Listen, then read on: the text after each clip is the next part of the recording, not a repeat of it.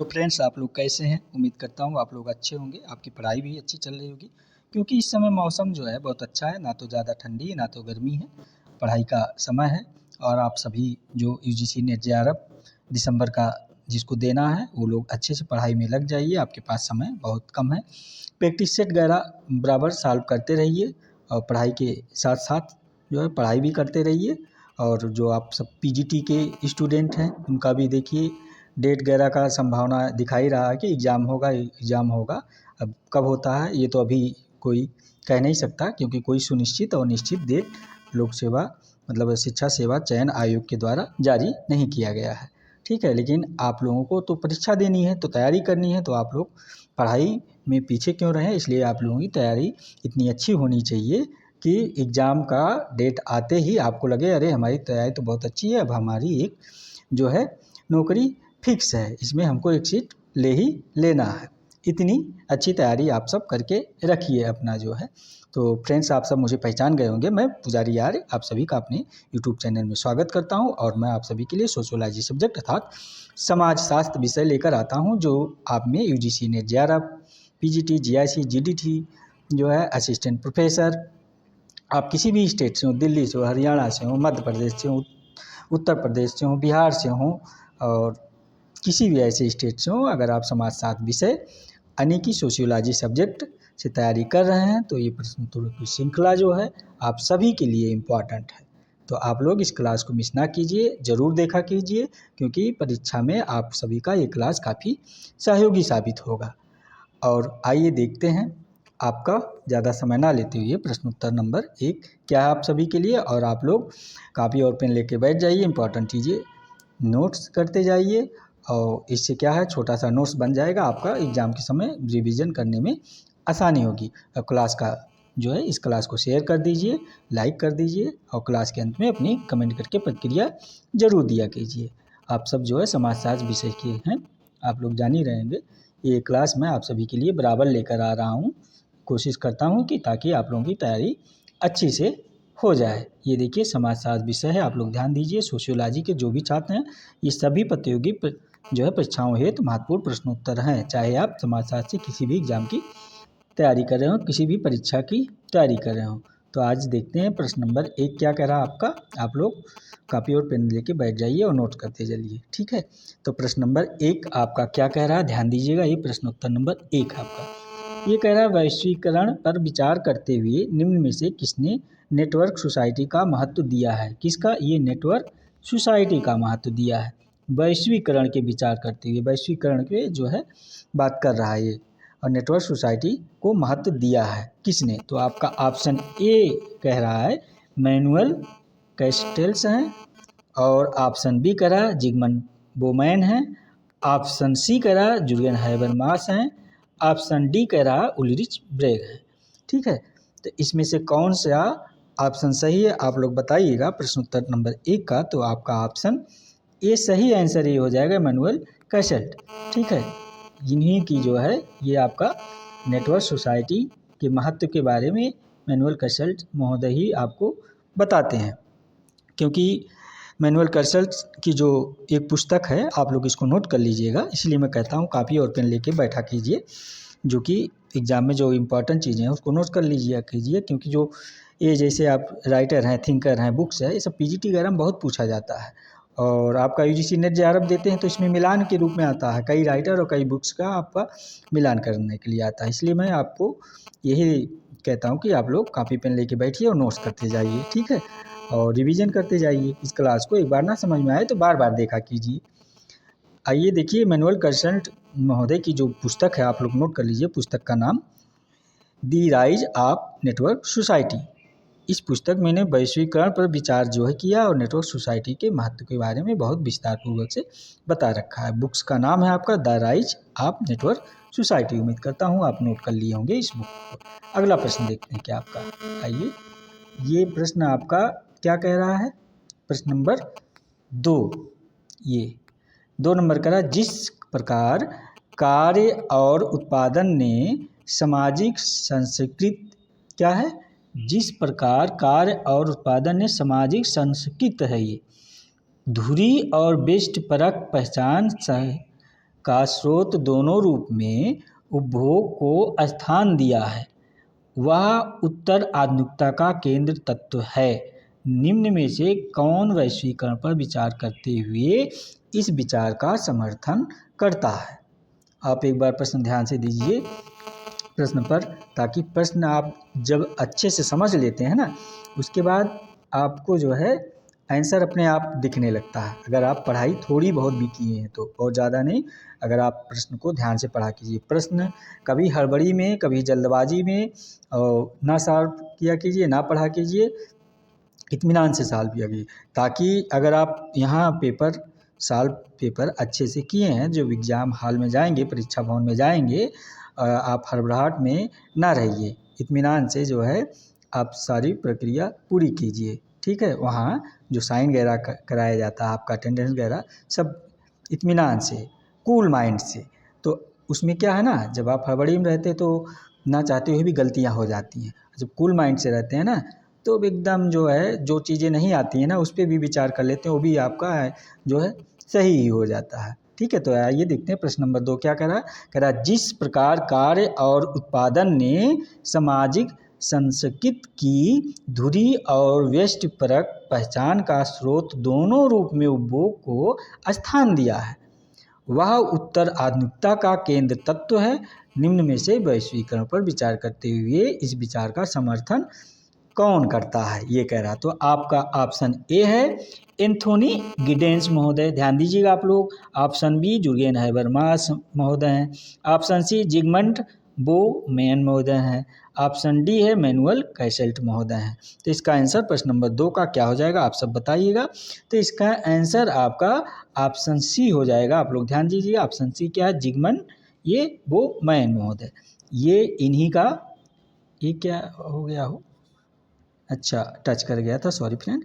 ये देखिए आपको मैं घेरे के अंदर कर दे रहा हूँ इसको, ताकि आप लोग इसका आंसर कंफ्यूज ना हो। ऑप्शन सी जिगमंड बोमेन महोदय हैं। जिगमंड बोमेन जो हैं, ये इनके द्वारा जो liquid modernity, liquid love, liquid times, wasted lifes हैं, strategy at outdoor thinking sociologically, आप लोग इसको नोट कर रहे हैं ना सब। और ये है रिटोपिया, क्या है ये है रिटोपिया, ठीक है, रिटोपिया नोट कर लीजिए। ग्लोबलाइजेशन, द ह्यूमन कॉन्शियस, ये सब जितनी बुक्स मैंने बताया, ये बुक है, पुस्तकों का नाम बताया है, आपको फिर से बता दे रहा हूँ। ये सब सारी बुक्स जो बताया हूँ जिगमंड बोम महोदय का है। ये जो आपके थिंकर हैं जिगमंड बोमेन द्वारा लिखी गई पुस्तक क्या है, इन्होंने लिखा है, नोट कर लीजिएगा आप लोग इस चीज़ को। नंबर 1 लिखा, इंपॉर्टेंट है, एग्जाम में पूछा जाता है, इसलिए नोट करा रहा हूँ, नहीं तो मुझे क्या था, बस मैं भी अभी ऑप्शन ऐसे बता के निकल जाता आप लोगों को। लेकिन जो है ऐसा नहीं है, आप लोगों की तैयारी अच्छी हो जाए, ताकि आप लोगों को रिजल्ट लेना है परीक्षा में। तो आप लोग नोट कर लीजिए, ये लिक्विड मॉडर्निटी है, लिक्विड लव। अगली पुस्तक है, देखिए दूसरी पुस्तक, अब आप नोट कर लीजिएगा। दूसरी पुस्तक क्या है, लिक्विड टाइम्स, ठीक है। और तीसरी पुस्तक आपकी क्या है इनकी, नोट कर लीजिएगा, वास्टेड लाइफ्स, ठीक है। और अगली पुस्तक इनकी क्या है, चौथी पुस्तक, नोट कर लीजिएगा, स्ट्रेंजर्स एट आउटडोर, नोट कर लिए होंगे मेरे ख्याल से। अगली पुस्तक इनकी जो है 5वीं पुस्तक है, आप इसको भी नोट कर लीजिएगा, 5वीं पुस्तक है थिंकिंग सोशियोलॉजिकली। और अगली 6वीं पुस्तक इनकी आप नोट करके रखिए, ये 6वीं पुस्तक। 6वीं पुस्तक क्या है इनकी, अब रिटोपिया, क्या है, रिटोपिया, नोट कर लीजिएगा इसको। और अगली आखिरी पुस्तक जो इनकी है, ग्लोबलाइजेशन, क्या है, ग्लोबलाइजेशन द ह्यूमन कॉन्शियस। इसको उम्मीद करता हूँ 7 पुस्तक है, आप इनके आपके जिगमंड बोमेन के 7 पुस्तक नोट कर लिए होंगे। ये एग्जाम में बार बार पूछे जाने वाले बुक्स हैं, ठीक है। और इसी पुस्तकों में ये लेखनकार जब किए हैं, और कहते हैं कि ये अपने लेखनकार में कि जिस प्रकार कार्य उत्पादक में सामाजिक शक्ति की धुरी और व्यष्टिपरक पहचान का स्रोत दोनों के रूप में उपभोग को स्थान दिया है, वह उत्तराधुनिकता का केंद्रित तत्व है। ये किसका कथन है, ये जिगमंड बोमेन महोदय का है। उम्मीद करता हूँ ये प्रश्न नंबर 2 आप समझ गए होंगे। आइए देखते हैं अगला प्रश्न क्या कह रहा है आपका। ये जो प्रश्न उत्तरों की श्रृंखला है, आप लोग ध्यान दीजिएगा, ये प्रत्येक परीक्षा में पूछे जाने वाले हैं। ऐसा नहीं है कि किसी एक विशेष एग्ज़ाम में आपका यूजीसी नेट जेआरएफ में ही पूछा जाएगा, या असिस्टेंट प्रोफेसर में ही पूछा जाएगा, या पीजीटी में ही पूछा जाएगा। नहीं, आप किसी एग्ज़ाम की तैयारी करते हैं, ये परीक्षा जो है हर जो है एग्ज़ाम में आपको मिल जाएंगे ये प्रश्न। ठीक है, तो इस प्रश्न को इसलिए मैं कहता हूँ क्लास मिस ना किया कीजिए, ज़रूर देखा कीजिए। प्रश्न नंबर 3 क्या कह रहा है, ये देखते हैं। प्रश्न उत्तर नंबर 3 ये कह रहा है, निम्न में से किसने the rise of the network society, ये देखिए नाम है क्या, the rise of the network society पुस्तक लिखी है। तो आपका ऑप्शन ए कोहेन महोदय, ऑप्शन बी सील्डी महोदय, ऑप्शन सी है कॉलिंस महोदय, ऑप्शन डी है मैनुअल कैसल्ट महोदय। तो ये किसका पुस्तक है, the rise of the network society. उम्मीद करता हूँ इसका आंसर आप लोग भी भने भन दे देंगे, क्योंकि अभी इसका नाम मैं बताया ही हूँ। आपका इसका क्या हो जाएगा आंसर, ऑप्शन डी कैसल्ट मैनुअल है। मैनुअल कैसल्ट जो है इसका आंसर हो जाएगा, ऑप्शन डी। आप लोग इसको नोट करके रखिएगा, ये देखिए इसी के साथ। ठीक है, क्योंकि अभी मैं बताया हूँ the rise of network society पुस्तक के लेखक आपके मैनुअल कैसल्ट महोदय हैं। ये पहले पर जो है ये दूसरे प्रश्न में था, ये तीसरे में भी देखिए आ गया। ठीक है, आइए देखते हैं अगला प्रश्न क्या है। ये समझिए एक तरह से जो 3 नंबर प्रश्न है ये पीजीटी का है। ठीक है, इस तरह प्रश्न अक्सर पीजीटी में पूछे जाते हैं, आप लोग ध्यान दीजिएगा। आइए देखते हैं अगला प्रश्न क्या कह रहा है आपका। प्रश्न नंबर ये 4 नंबर प्रश्न आपका क्या कह रहा है। ये 4 नंबर प्रश्न कह रहा है आपका, प्रारंभिक शिक्षा का सार्वभौमिकीकरण योजना, यानी कि universalisation of elementary education scheme. ये जो आपका शिक्षा का सार्वभौमिकीकरण है, इसी की इंग्लिश है universalisation of elementary education scheme, ये इसी की इंग्लिश है। ठीक है, आप लोग इसको नोट करके रखिएगा। के अंतर्गत निम्न में से कौन सी योजना शामिल नहीं की गई है, कह रहा। ये प्रारंभिक शिक्षा का सार्वभौमिकरण योजना यानी कि यूनिवर्सलाइजेशन ऑफ एलिमेंट्री एजुकेशन के स्कीम के अंतर्गत निम्न में से कौन सी योजना शामिल नहीं किया गया है। ये ABCD ये योजना है, इसमें से कौन सी योजना इस योजना के तहत यानी कि शिक्षा का सार्वभौमिकरण योजना के तहत शामिल नहीं किया गया। प्रश्न नंबर 4 यही कह रहा है। ठीक है, अब तो प्रश्न समझ गए होंगे आप लोग। तो ऑप्शन ए कह रहा है, मदरसों में जो मदरसा है, मुस्लिमों का मदरसा यानी शिक्षा संस्थान है, उसी के बारे में कह रहा है। मदरसा मानी शिक्षा संस्थान मुस्लिमों का होता है। मदरसों में गुणवत्तापूर्ण शिक्षा प्रदान करने की योजना, ऑप्शन ए कह रहा। ऑप्शन बी कह रहा, शिक्षा गारंटी योजना अर्थात वैकल्पिक या नवोन्मेषी शिक्षा, ये ऑप्शन बी कह रहा। ऑप्शन सी कह रहा कस्तूरबा गांधी बालिका विद्यालय, ऑप्शन डी कह रहा सर्व शिक्षा अभियान। तो इन चारों में से कौन सा प्रारंभिक शिक्षा का सार्वभौमिकरण योजना के तहत जो है शामिल नहीं किया गया है। तो इसका आंसर मेरे ख्याल से काफ़ी मित्रों को, काफ़ी फ्रेंडों को पता होगा। तो प्रश्न नंबर 4 का आंसर क्या हो जाएगा, इसका काफ़ी लोगों को पता होगा। तो ऑप्शन ए मदरसों में गुणवत्तापूर्ण शिक्षा प्रदान करने की जो योजना है, ये आपका आंसर हो जाएगा ऑप्शन ए। इसी को नहीं शामिल किया गया है, आप ध्यान दीजिएगा, ऑप्शन ए। बाकी आपका जो ऑप्शन बी है शिक्षा गारंटी योजना, और ऑप्शन सी कस्तूरबा गांधी बालिका विद्यालय, और ऑप्शन डी सर्व शिक्षा अभियान है। ये है प्रारंभिक शिक्षा यानी सार्वभौमिकरण योजना के तहत, जिसको universalisation of elementary education scheme कहा जाता है, के तहत शामिल है। बाकी ऑप्शन ए मदरसों में गुणवत्तापूर्ण शिक्षा प्रदान करने की योजना नहीं शामिल है। तो आप लोग प्रश्न नंबर 4 भी समझ गए होंगे। ठीक है, ये अगला प्रश्न आपका क्या है देखते हैं। आइए प्रश्न नंबर 5 क्या कह रहा है। प्रश्न उत्तर नंबर 5 आपका कह रहा है, निम्नलिखित में से किसके मत अनुसार भारतीय संविधान में धर्मनिरपेक्ष विचारों का यह निहितार्थ नहीं है कि सार्वजनिक जीवन और प्रमुख भारतीय समुदायों के बीच संबंधों में इसके प्रतिमानों के प्रति वास्तविक अनुरूपता है। प्रश्न आप समझ गए होंगे। प्रश्न नंबर 5 क्या कह रहा है। प्रश्न नंबर 5 कह रहा है कि निम्नलिखित में से किसके मतानुसार, ये देखिए, भारतीय संविधान में धर्मनिरपेक्ष विचारों का यह निहितार्थ नहीं है कि सार्वजनिक जीवन और प्रमुख भारतीय समुदायों के बीच संबंधों में इसके प्रतिमानों के प्रति वास्तविक अनुरूपता है।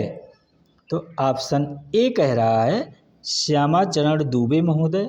ऑप्शन बी कह रहा है मैसूर नरसिंह एम एन श्रीनिवास महोदय, यानी कि मैसूर नरसिंह श्रीनिवासन मतलब एम एन श्रीनिवास महोदय। और ये आपके option C doctor Yogendra Singh, option D Ajit Kumar Danda. तो इसमें से क्या आंसर हो जाएगा? प्रश्न नंबर 5 का आंसर आप सब बताइएगा क्या हो जाएगा। तो इसका आपका हो जाएगा ऑप्शन सी। क्या है? ऑप्शन सी योगेंद्र सिंह, ये इसका आंसर हो जाएगा। ये डॉक्टर योगेंद्र सिंह है, योगेंद्र सिंह ऑप्शन में है, आप देख ही रहे हैं। तो इसका आंसर ये हो जाएगा प्रश्न नंबर 5 का आपका आंसर क्या है। ये प्रश्न नंबर 5, भारतीय संविधान में धर्मनिरपेक्ष विचारों का यह निहितार्थ नहीं है कि सार्वजनिक जीवन और प्रमुख भारतीय समुदायों के बीच संबंधों में इसके प्रतिमानों के प्रति वास्तविक अनुरूपता है। ये अवधारणा या विचार योगेंद्र सिंह महोदय का है। ठीक है, क्योंकि आपके जो प्रोफेसर या डॉक्टर योगेंद्र सिंह का ये मत है, जान ही रहे हैं, इन्होंने बता रखा है आपके योगेंद्र सिंह महोदय कि कहते हैं कि ये जो सार्वजनिक जीवन और प्रमुख भारतीय समुदाय के बीच संबंधों के प्रतिमानों का प्रति वास्तविक अनुरूपता है। ये कानून और समाज को समझने के लिए इसमें 3 काल में इनको इन्होंने बांट रखा है, 3 कालों में बांट रखा है समझने के लिए अच्छी तरह से इसको। ये क्या क्या बता रखे हैं, कौन से काल? नंबर 1 कहते हैं, नोट कर लीजिएगा ये, क्योंकि यहाँ से प्रश्न बनता है आपका। परंपरागत काल, ये कहते हैं परंपरागत कालखंड, नंबर 1। और दूसरा इन्होंने बता रखा आपके योगेंद्र सिंह, क्या कहते हैं? ब्रिटिश कालखंड। और तीसरा ये जो बांट रखे हैं, बता रखे हैं, तीसरा कालखंड कहते हैं स्वतंत्रता प्राप्ति के बाद का कालखंड, यानी कि स्वतंत्रता के बाद जो विकास हुआ है, जो कानून के द्वारा, संविधान के द्वारा है हुआ है, इसकी बात करते हैं। इस प्रकार ये 3 कालखंड में बांटते हैं योगेंद्र सिंह। और कहते हैं तीसरा कालखंड जो हमारे भारतीय संविधान के आने के बाद प्रारंभ होता है, यानी आज़ादी के बाद, स्वतंत्रता के बाद जब भारतीय संविधान लागू होता है उसके बाद की ये जो बात करते हैं। कहते हैं स्वतंत्र भारत के कानून ने भारत को एक स्वतंत्र राष्ट्र के रूप में बांधा है। बात सही है, जो प्रजातांत्रिक तथा समाजवादी कानून पर आधारित है। और स्वतंत्र भारत का कानून भारतीय समाज को विकसित करने के लिए बनाया गया है, जो धर्मनिरपेक्ष विचारों की समग्रता पर बल देती हैं। सही बात है एकदम जो है। तो ये योगेंद्र सिंह की अवधारणा थी। उम्मीद करता हूँ ये प्रश्न नंबर 5 भी आप सब समझ गए होंगे अच्छे से। आइए देखते हैं आपका अगला प्रश्न क्या कह रहा है। प्रश्न नंबर 6, ये प्रश्न नंबर 6 कह रहा है आपका, निम्नलिखित में से किसने शिक्षा के महत्व को यह बताते हुए कहा कि एक रोटी कम खाओ पर अपने बच्चों को अवश्य पढ़ाओ, यानी अपने बच्चों को जरूर पढ़ाओ। ये प्रश्न नंबर 6 है, आप ध्यान दीजिएगा। कह रहा है कि निम्नलिखित में से किसने शिक्षा के महत्व को, यह यानी शिक्षा के महत्व को ध्यान में रखते हुए कहा है, यानी कि शिक्षा के महत्व को इन्होंने बहुत ज़्यादा दिया है। ठीक है, और क्या कह रखा है कि एक रोटी कम खाओ पर अपने बच्चों को अवश्य पढ़ाओ।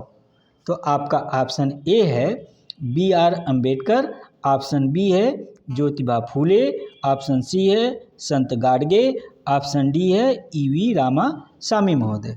BR अम्बेडकर के बारे में आप लोग अच्छे से जाने रहे, पढ़ ही रहे हैं जो है कि ये भारतीय संविधान जो है के निर्माता रहे हैं, भारतीय प्रारूप समिति के अध्यक्ष रहे हैं। ठीक है, और ये ज्योतिबा फूले महोदय, इनको भी आप लोग जानते हैं।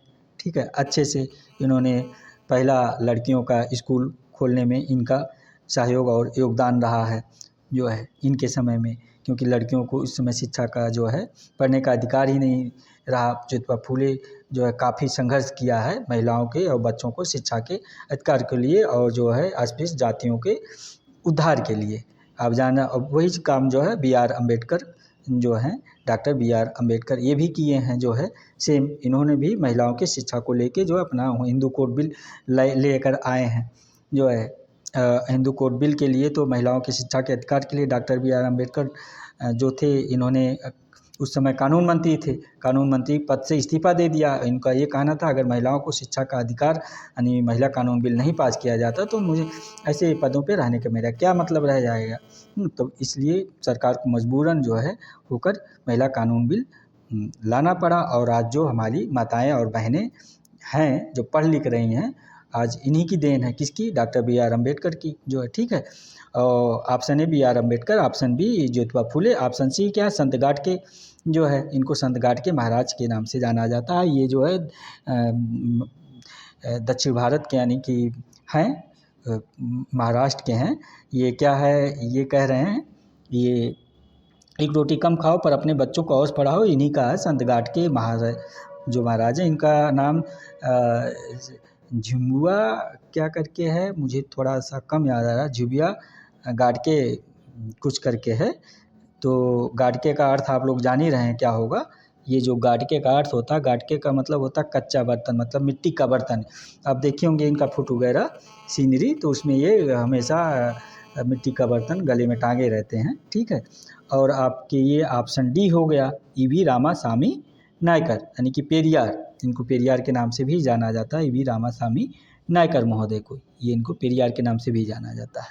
ये जो है दक्षिण भारत के, इन्होंने भी जो है दलितों और पिछड़ों कमज़ोर असहायों के लिए जो है काफ़ी, और इनका एक काफ़ी फेमस है, ये ईश्वर को नहीं मानते, ईश्वर के अस्तित्व को नकारते हैं जो है, ये आपके ईवी, इनका पूरा नाम है वीएन वेंकट रामासामी अर्थात पेरियार के नाम से ये जाने जाते हैं। तो इसका जो उत्तर हो जाएगा आपका, इसमें ऑप्शन क्या सही है, संत गाडगे महाराज। ये जो कथन आपका देखे हैं आपने, ये संत गाडगे, ये कथन इन्हीं का, क्या, एक रोटी कम खाओ पर अपने बच्चों को अवश्य पढ़ाओ। इस शिक्षा के महत्व को ज़्यादा ध्यान देते हैं और कहते हैं कि आप जो है गरीबी और भुखमरी रह के ज़िंदगी भले और जीवन यापन कर लीजिए, लेकिन बच्चों को ज़रूर पढ़ाओ, कम से कम पढ़ लिख के बच्चे आगे बढ़ सकते हैं, ये इनका कथन है।